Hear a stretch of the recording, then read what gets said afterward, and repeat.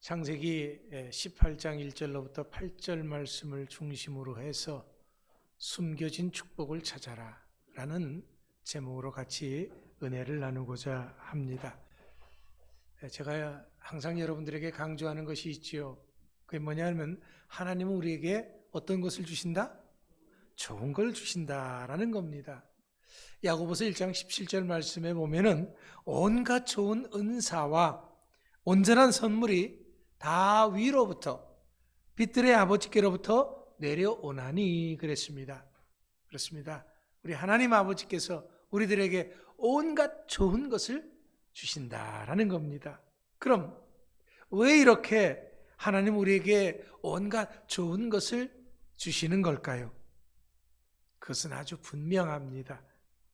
그것은 우리들을 너무나도 사랑하기 때문에 그렇습니다. 아무도 모르는 사람에게 좋은 거 주지 않습니다. 사랑하는 사람이기 때문에 그렇게 좋은 것을 아낌없이 주시는 것입니다. 그렇다면 하나님은 우리들을 어떻게 사랑하셨습니까? 요한일서 4장 10절 말씀에 보면은 이렇게 기록하고 있습니다. 사랑은 여기 있으니 우리가 하나님을 사랑하는 것이 아니요 하나님이 우리를 사랑하사 우리 죄를 속하기 위하여 화목제물로 그 아들을 보내셨음이라.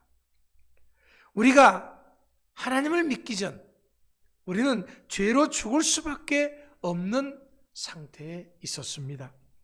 이런 우리들을 위해서 하나님께서 독생자 예수 그리스도를 십자가에 죽게 하심으로 우리들의 죄값을 대신 치르게 하셨습니다. 이렇게 우리를 구원하신 것입니다. 하나님은 우리들을 이렇게까지 당신의 독생자 예수 그리스도를 십자가에 죽게 하기까지 사랑하시는 것입니다. 우리는 이런 하나님의 사랑을 알고 믿었습니다. 요한일서 4장 16절에서 말한 것처럼 하나님이 우리를 사랑하시는 사랑을 우리가 알고 믿었다고 고백하는 것입니다. 왜냐하면 하나님은 사랑이시기 때문입니다. 이런 우리는 베드로전서 4장 10절 말씀과 같이 이제는 하나님의 백성이 되었습니다. 우리는 왕같은 제사장입니다. 그렇기 때문에 이런 우리들에게 하나님께서는 온갖 하늘에 신령한 것, 좋은 것을 주시는 것입니다. 그렇다면 이제 문제는 하나님이 이렇게 좋은 것을 주실 때 그것을 어떻게 알고 받을 수 있느냐라는 거예요. 분명 하나님께서 우리에게 좋은 걸 주시지만은 자, 이게 좋은 거다 하고 우리 손에 쥐어주지는 않습니다. 물론 우리들을 향하신 하나님의 마음은 한결같습니다. 하나님 우리가 하나님을 믿는 그 믿음 가운데서 좋은 것을 선택하시기를 바라시는 것입니다. 그래서 신명기 30장 19절 말씀에서 우리 앞에 복과 저주를 두었고 그 선택을 우리에게 맡기시다 말씀하셨습니다. 하나님의 귀한 축복은 숨겨져 있다라는 거지요. 그 얼굴을 쉽게 보여주지 않습니다. 그래서 하나님께서 내 눈앞에 펼쳐주어도 우리는 그것을 모르는 경우가 너무나도 많습니다. 오늘 본문 창세기 18장 말씀은 우리들에게 이런 축복을 어떻게 받을 수 있는지를 가르쳐주고 있습니다. 먼저 우리는 우리들에게 복 주시는 하나님에 대해서 잘 알아야 되는데 우리에게 복 주시는 하나님은 어떤 하나님이냐? 전능하신 하나님이십니다. 우리가 믿는 하나님은 우리를 사랑하시고 우리에게 모든 것을 아낌없이 주시는 그런 전능하신 하나님. 할 수 없어서 못 주시는 것이 아니라 우리가 구하는 것은 무엇이든지 다 주신다고 약속하셨습니다. 우리는 이것을 확실하게 믿어야 합니다. 왜냐하면 그래야지만이 우리들의 신앙이 더 굳건해질 수가 있고 성장할 수가 있고 성숙할 수가 있기 때문에 그렇습니다. 우리가 전능하신 하나님을 믿을 때 우리들이 믿음에 자신감이 생기게 됩니다.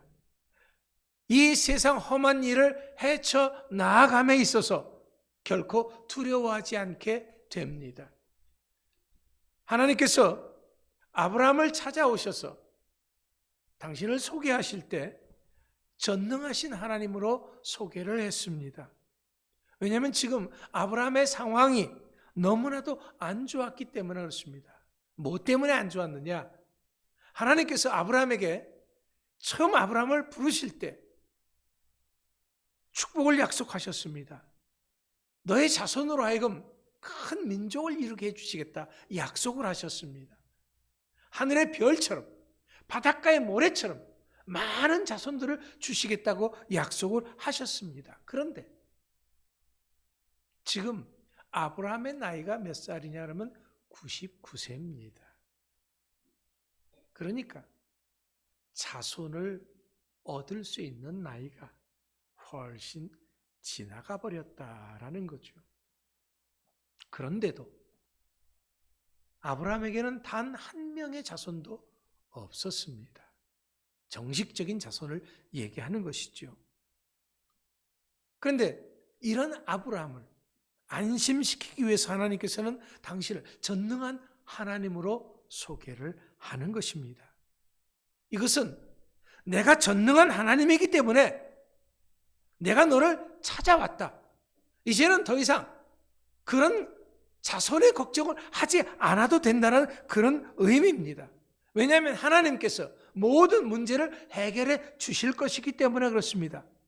하지만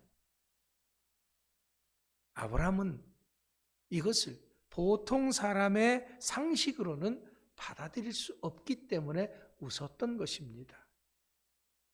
그렇다고 할지라도 하나님은 1년 뒤에 아브라함의 아들 이삭을 허락해 주셨습니다. 자, 사랑하는 성도 여러분, 우리는 하나님을 믿습니다. 어떤 하나님? 온 세상을 창조하신 전능하신 하나님이심을 믿어야 합니다. 어떤 상황에서도 내가 믿는 하나님이 전능하신 하나님이심을 믿을 때 우리는 하나님이 주시는 온갖 좋은 것들을 받아 누릴 수가 있게 되는 것입니다. 오늘을 사는 우리들이 고백할 수 있는 것은 하나님이 주시는 그 온갖 좋은 것들, 축복들이 내가 겪는 일들 속에 숨겨져 있다라는 거예요.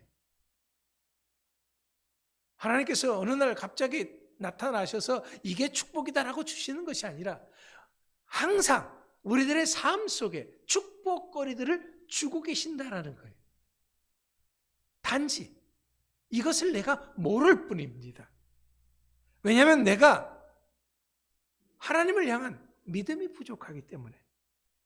그러면서 우리들은 하나님께서 나에게 좋은 것을 안 주신다고 탈합니다. 하지만 이제는 이런 생각을 버려야 합니다. 마태복음 25장에 보면은 하나님께서 마지막 심판을 하시는 장면이 나오는데 오른편과 왼편에 이렇게 사람들이 앉아 있었습니다. 그런데 오른편에 앉아 있는 그 사람들을 향해서 축복을 하시면서 너희는 참 복받은 사람들이니 창세로부터 예비된 하나님 나라를 상속으로 받아라. 큰 축복을 주십니다. 그리고 그러한 그 받을 만한 이유에 대해서 말씀을 해주시는데 이렇게 말씀하십니다. 너희들은 내가 줄일 때 먹을 것을 주었다. 내가 목마를 때 마시게 했다. 나그네 되었을 때 영접했고 헐벗을 때 옷을 입혀줬고 병들었을 때 돌봐줬고 옥에 갇혔을 때 찾아와 주었기 때문이다 라는 거예요. 그런데 문제는 이들이 이런 일을 전혀 한 적이 없다라는 거예요. 그래서 의아해합니다. 그랬더니 하나님께서는 내 형제 중 지극히 작은 자 하나에게 한 것이 곧 나에게 한 것이다 라고 말씀을 하십니다. 직접 주님에게 한 것은 아니어도 어렵고 힘든 사람들, 그 사람들에게, 작은 자들에게, 힘이 없는 사람들, 가진 것이 없는 사람들, 헐벗은 사람들, 목마른 사람들, 병든 사람들, 옥에 갇힌 사람들, 그런 사람들을 돌보고 그 사람들을 위해서 헌신했다라는 거지요.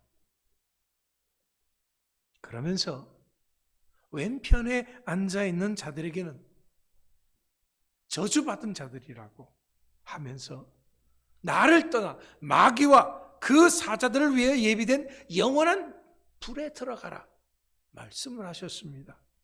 그러면서 그 근거가 되는 이유를 또한 말씀하십니다. 너희들은 이 오른편에 앉아있는 의인들이 한 일을 하나도 하지 않았다라는 거지요. 그때 그들은 만약 주님이 목마르고 나그네되고 헐벗었고 병들었고 옥에 갇혔다면 그냥 있지 않았을 것입니다. 하지만 하나님은 이런 이들을 향해서 지극히 작은 자 하나에게 하지 않은 것은 곧 나에게 하지 않은 것이라고 말씀하셨습니다. 그렇습니다. 분명한 것은 이들이 주님이 이렇게 어려움을 겪는 줄 알았다면 도왔을 것입니다. 문제는 몰라서 하지 않았다라는 것이요. 하지만 더 큰 문제는 이런 변명이 우리 주님 앞에 통하지 않는다라는 것입니다. 주님이 이런 말씀을 하시는 것은 하나님께서 항상 우리들의 삶에 많은 축복거리들을 주셨다라는 거지요. 그것을 내가 알지 못하고 지나쳤을 뿐이다. 내가 무시했다라는 겁니다.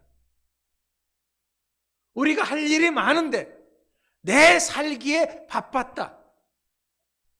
내가 뭔가 나에게 이득이 되는 그런 것에만 우리는 신경을 썼다라는 거지요.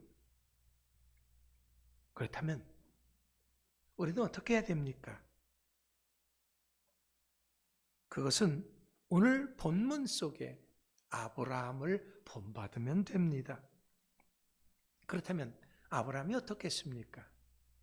자, 어느 날 뜨거운 대낮에 어떤 사람들이 자기 집 앞을 지나가는 것을 아브라함이 보게 됩니다. 그러면 그냥 지나가는가 보다 생각하면 될 것입니다. 그런데 아브라함은 그렇게 하지 않았습니다. 그들을 정중하게 자기 집으로 초대를 했습니다. 그들이 누구인지, 그들이 어떤 사람인지 전혀 알 수가 없었지만 아브라함은 자신이 할 수 있는 최상의 대접을 하였습니다. 그냥 한두 푼 던져주는 것이 아니었다라는 거예요. 무시하듯 그렇게 준 것이 아니었다라는 겁니다. 과시하듯 준 것이 아니었습니다. 그런데 나중에 알게 된 사실은 아브라함이 지나가는 지나가는 나그네를 불러들인 그 사람들이 사람의 모습으로 찾아온 하나님과 천사들이었다라는 것입니다. 물론 이것을 미리 알고 대접한 것은 아닙니다. 그저 평소 하던 대로 한 것입니다. 그런데 이렇게 대접한 사람들이 하나님과 천사들이었다라는 거지요. 이것을 히브리서 기자는 히브리서 13장 2절 말씀에서 이렇게 말합니다. 손님 대접하기를 잊지 말라. 이로써 부지 중에 천사들을 대접한 이들이 있느니라. 그렇기 때문에 우리 믿음의 사람들은 평소의 삶이 소중한 것입니다. 하나님이 내게 주신 사람들을 평소에 잘 대접하라는 것이죠. 왜냐하면 그 사람들이 사람의 모습으로 나에게 줄 축복거리들을 들고 우리들을 찾아온 천사들일 수 있기 때문에 그렇습니다. 그래서 갈라디아서 6장 10절 말씀에서 사도 바울은 우리들에게 이렇게 말씀하십니다. 그러므로 기회 있는 대로 모든 이에게 착한 일을 하되 더욱 믿음의 가정들에게 할지니라. 그렇습니다. 우리는 할 수 있는 대로, 기회를 주시는 대로 모든 사람에게 잘 섬기고 대접해야 합니다. 왜냐하면 하나님이 어떤 일로, 어떤 사건을 통해서 우리들에게 축복을 주실는지 모르기 때문에 그렇습니다. 또한 우리들이 세상의 빛이기 때문에 모든 사람들에게 잘해야 합니다. 그것도 우리는 생명의 빛이다라는 거죠. 그런데 그렇다면 이 빛은 뭘 의미하는 것입니까? 마태복음 5장 16절 말씀에 예수님은 너희의 착한 행실을 통해서 하나님 아버지께 영광을 돌리게 해야 한다라고 말씀하셨습니다. 옳습니다. 우리들의 이 착한 행실이 곧 우리가 세상에 비추어야 할 빛인 것입니다. 빛이라고 해서 무슨 랜턴을 비추는 것이 아닙니다. 대단한 것을 하는 것이 아닙니다. 그죠? 우리 주변에 있는 사람들에게 착한 일을 하는 거죠. 그럼 이 착한 일이란 게 뭡니까?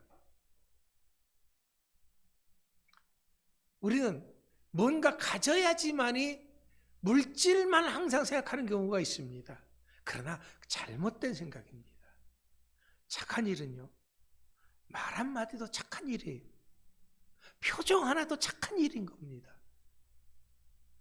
사람이요, 이게 찡그리고 있으면요, 지나가는 사람이 그 찡그린 얼굴을 보면은 내가 그 사람을 전혀 의식하지 않았어도 괜히 지나가는 사람이 기분 나쁜 거예요.